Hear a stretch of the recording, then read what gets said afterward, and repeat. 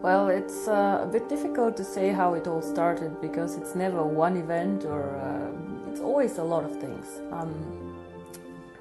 There are two things how it all started. One is cryptocurrency. I was always very, very interested in cryptocurrency, and I was working with McKinsey, and I was doing their very traditional and very big sector, banking and insurance. So Bitcoin somehow popped up and we were discussing it. And if I'm very honest, I did not believe in cryptocurrency. I did not believe in all this concept of digital currency, anonymous transactions and so on. But I still was following Bitcoin. And it got more and more successful and it got more and more interesting. So in 2013, beginning of 2014, I was thinking about cryptocurrency. But I was also thinking a bit how to bring cryptocurrency to the next level, actually. Bitcoin has a lot of good things. It is the pioneer. Without Bitcoin, without their blockchain, without the idea, we all will not be here. But they have several things. One is Bitcoin is not a coin for everyone. It is has its own usages, and it is the right coin for some people, but not for everyone. For example, a lot of people are attracted who are more speculators because the price goes up and down quite a lot. A lot of people who do more transactions are interested, but transactions meaning like a money transfer. So I send from India money to Germany, and a lot of people in the IT sector do this. And the third, I would say, big party who is interested in this was people who are interested for reasons in anonymous transactions. So as much as we all have some need for privacy, and we all do because the world gets more and more transparent, we also need to stick to some rules, unfortunately, or fortunately, we don't know, because there have been so many things happening in the last years after Bitcoin creation, like terrorism and drugs and all these things that are difficult to manage. One of the very successful things that Bitcoin was involved in was this Silk Road merchant platform like eBay, but where you could buy things that you cannot buy legally. It was closed and eventually. So Bitcoin had very, very interesting ideas, but it was not a mass market cryptocurrency. And I thought if you simplify cryptocurrency so that everybody understands it, it could actually become something like Facebook, something like Uber. Uber is also a very interesting company, which is controversial. You know, they change the way we live, the way we use transportation, and this is changing the world of payments and of finance. So cryptocurrency, yes, was very, very clear to me, I think end of 2013, maybe beginning of 2014. And then I was thinking how to bring this to the masses. When I started thinking about cryptocurrency, my contacts were more institutional banking clients, big private equity funds, so people who definitely could get excited about cryptocurrency. For example, Goldman Sachs are also excited about the blockchain and so on, and they can invest in it. But unfortunately, these people do not have real contacts out there, retail people like you and me. So the idea was how to bring a good concept, an interesting concept, out to the people. And there I have a personal friend, his name is Sebastian Greenwood, who has been active in network marketing for quite a while. He was the one actually who suggested, let's do network marketing. And I said, no, let's not. Because exactly when we wanted to start this company, another company, which was quite big, that went bankrupt, and a lot of people had lost money, and it was all over the press, the internet, and it was just a lot of bad vibes in the industry. So when we started, and he convinced me that network marketing might be exactly the right thing, so we said, let's do network marketing, but let's not sell the cryptocurrency, let's do an education package. There's definitely a lot of need for education, especially also in developing markets on finance, personal finance, and a lot of people who want to be successful but somehow still do not know why and how to do this. So what we did is we created the education packages and we attached to them the free mining rights. And we said, okay, if you do the education package, if you're interested in cryptocurrency, do it. Even today, not all of our people mine the coin. Some of them just do the education package. And this is actually how it all started. But when it all started, I remember one of our first events was in Finland, because people got very excited about this actually. I don't know how often I had to explain what is cryptocurrency, what is Bitcoin. And this was actually how it all started, end of 2014. I would say 2015 was the year where we all learned about what is cryptocurrency, what is mining, how does it actually work, so really the basics. 2016 got a bit more sophisticated, a new blockchain, new technology, and now 2017 and 2018, the next two very, very big steps are coming up, the merchants and the coin going public.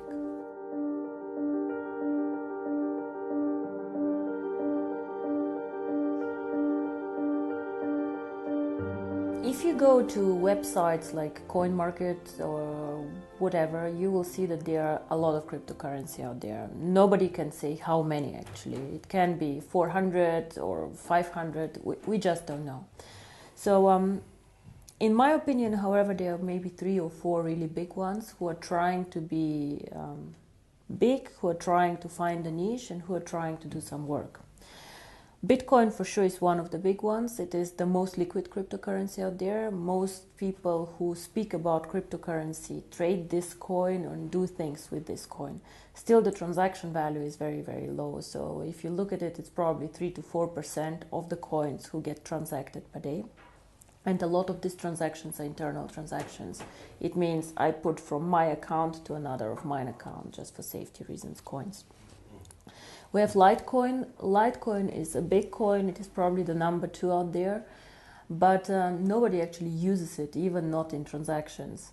So what happens is I see new coins coming mainly from the IT sector popping up, and most of these coins are done because somebody finds out something interesting in the code. So they code something where you can do something on the blockchain or new usages of the blockchain.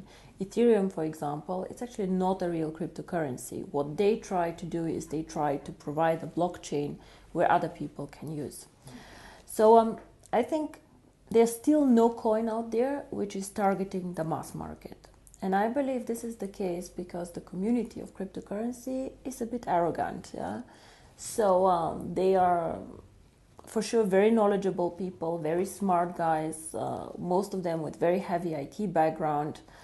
A lot of them also believing in this theory of, I would not call communism, but we should give something to the public, we should share it all and then see what happens.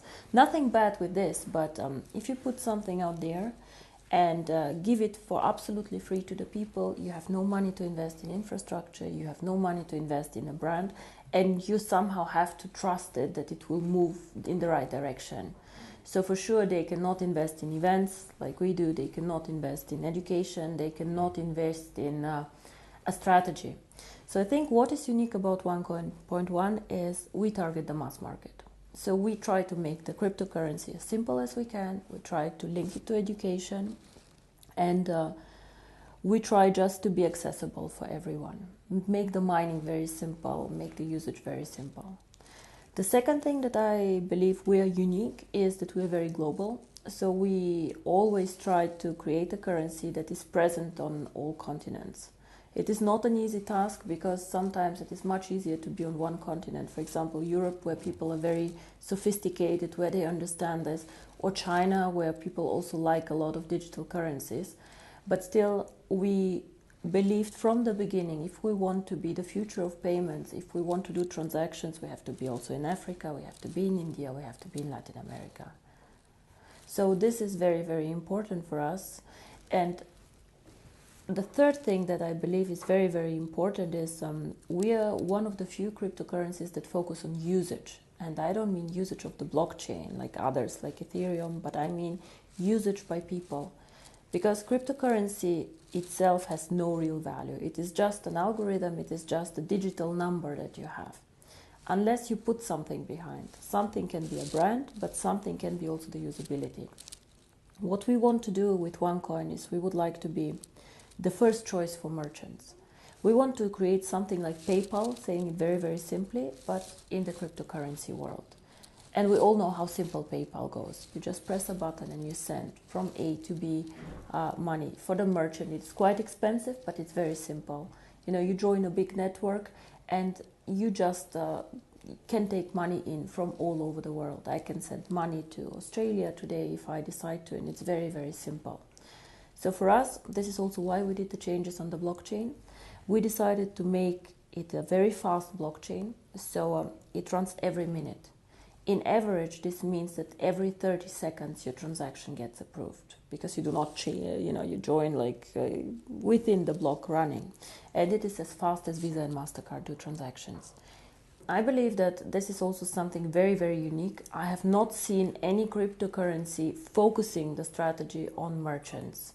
Most of them are speculator currencies, and whenever you have high volatility, it means the price going up and down very, very quickly and fast. It is bad for you as a merchant. Why? Because you want to take the money that you want. You want to sell a service for €100.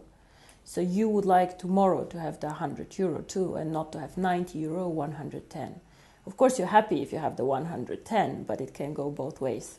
So as a merchant, you want to be sure you will receive what you advertised as a price, and this happens only if the cryptocurrency does not move too fast and too much.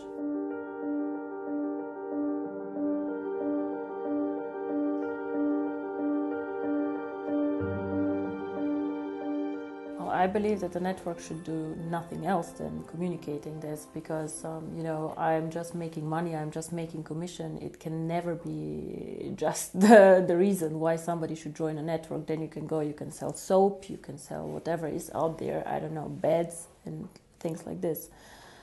I think understanding cryptocurrency is actually the key, and this is something that I wish for on the events to happen more. I have been, unfortunately, to some events myself where I was listening for an hour and I had no idea what this company does.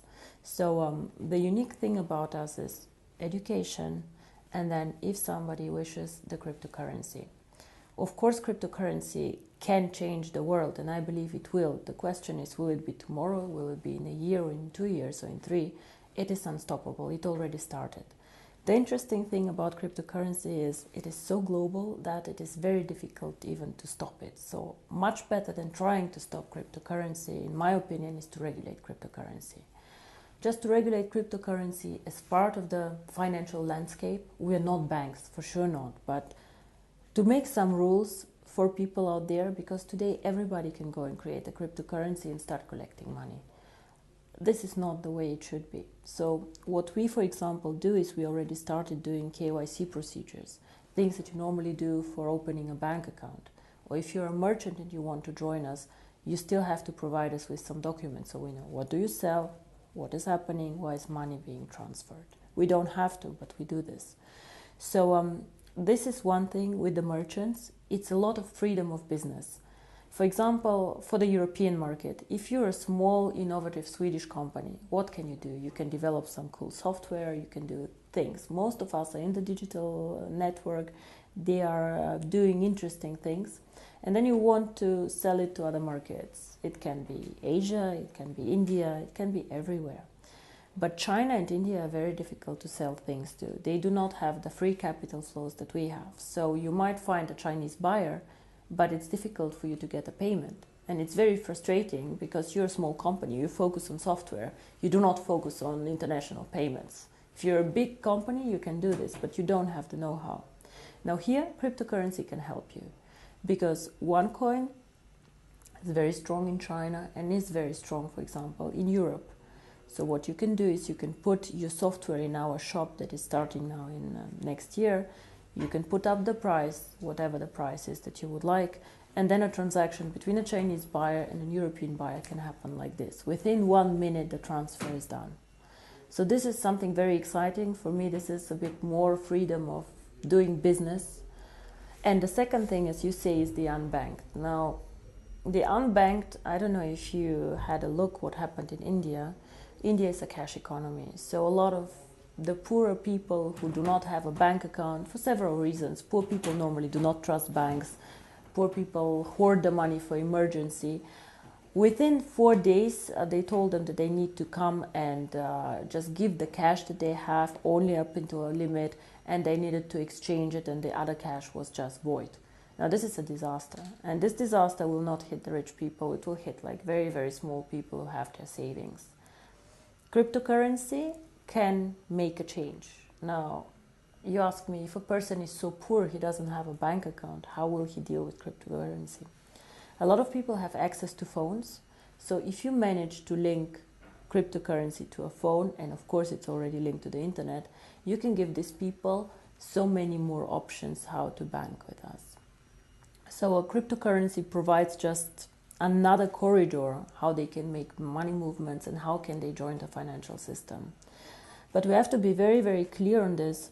This is probably the most complex part of what we're doing. The merchants, I believe, is quite simple to put together. Then you have to grow the merchant network. You have to be attractive, low-cost opportunity, fast, reliable, fine. But the remittances, you always need a point where cash gets collected. And this is the second part of the strategy, which will come most probably only after we open the coin for everyone. You need to make sure that there are points where you can make the virtual currency real. So where cash can come in that people have, they can send somewhere, and then they can get the cash and go to the supermarket and spend it.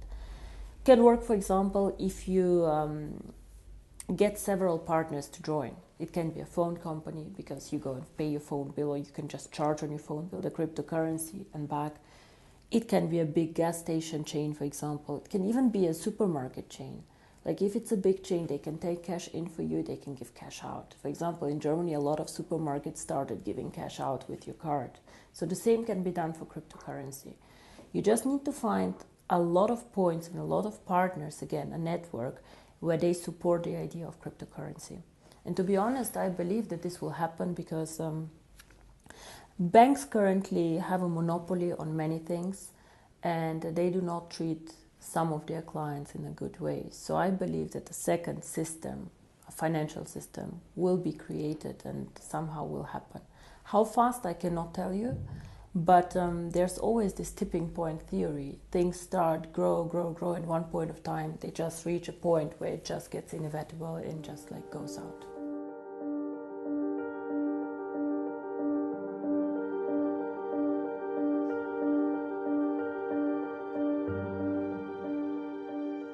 On the One Life network, some of their main concerns is this a Ponzi scheme? And when you have a digital product that you cannot touch, like an education package, of course people are more skeptical. So I respect everybody who has questions or who criticize or just wants to talk to us, but what I do not like is when people do not do their homework and do not check what is going on. Now, a Ponzi scheme, we all know what it is. A Ponzi scheme means that new money feeds old money. So we had this Bernie Madoff scandal somewhere, like the guy was taking investments from the public, promising huge returns and then paying out the returns, not because he was a smart investor, but because he had, taken new money in, and it's one point of time it stopped. When you join the One Life network, what happens?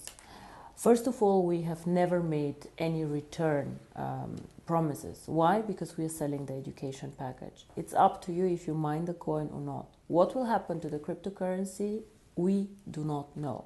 And this is a very, very clear statement.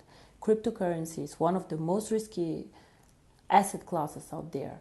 Nobody knows what will happen. It can go through the roof, but it also can not go through the roof. So both is possible. But what is important when you speak about a Ponzi scheme is, first of all, we give people the opportunity to make money without paying for a position. Every week I have between 300 and 500 people in the network, sometimes even more, who have a non-paid position, a rookie position, and who make commission on them. These people also can earn tokens to go and join the mining. So of course, it's not a Ponzi scheme if I let you work for free and let you make money making for free. I'm paying you, you don't pay me, point one. And the second point, which is very important, as I said, is fresh money feeding old money. Now, why and how am I obliged as a One Life network to pay you?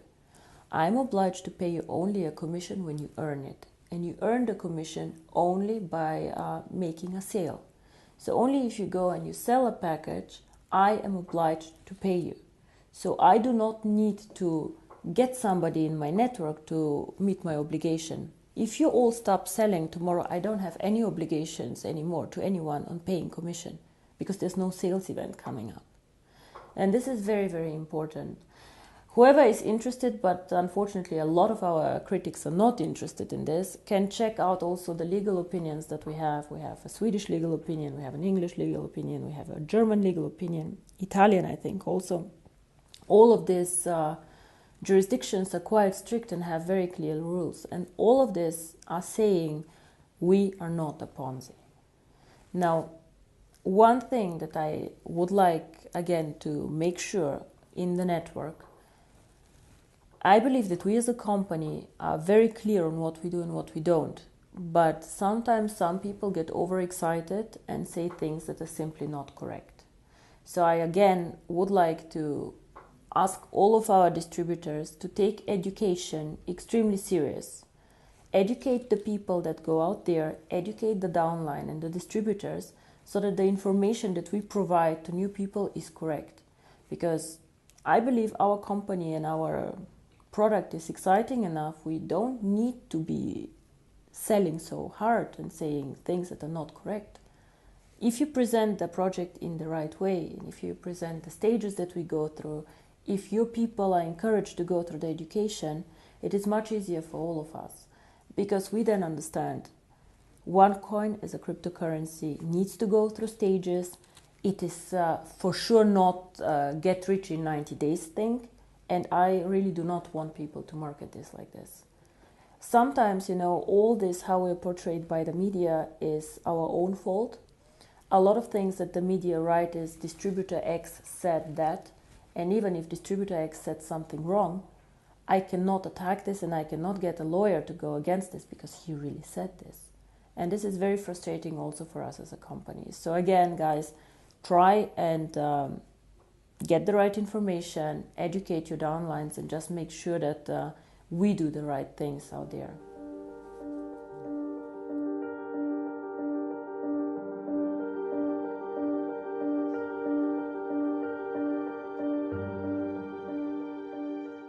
So we had 2 very exciting years.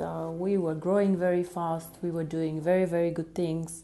We did some adjustments too as a company on the blockchain, things that we just did not know before when we started. For example, the blockchain and the merchants.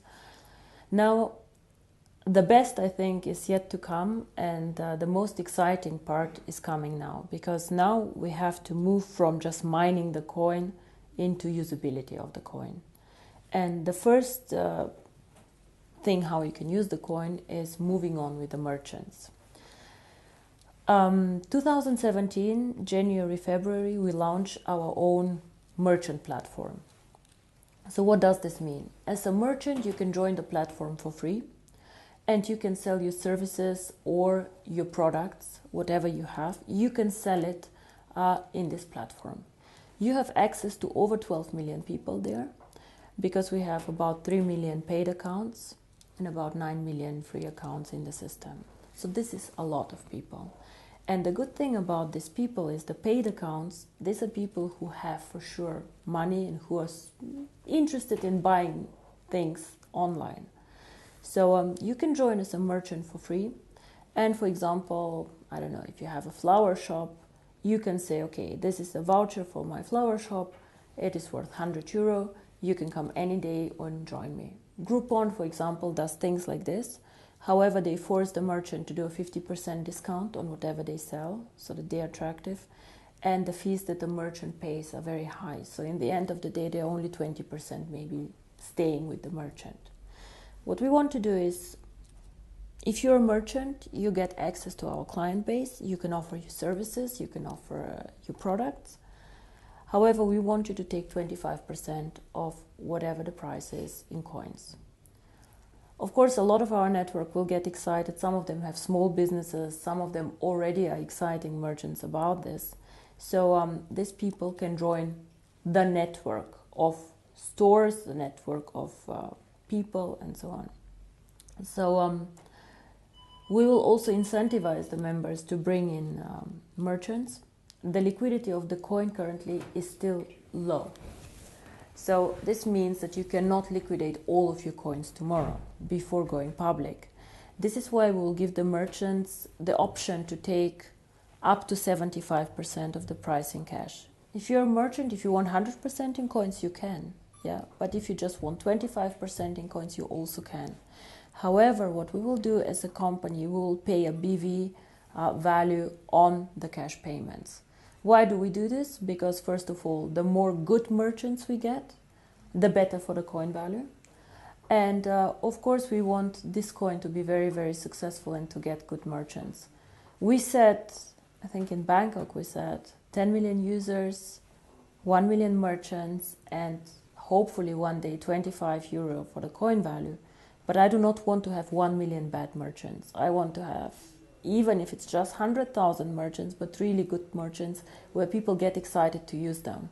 And I believe that in incentivizing our distributors who attract merchants for the network on the volume that the merchant makes is the right thing to do.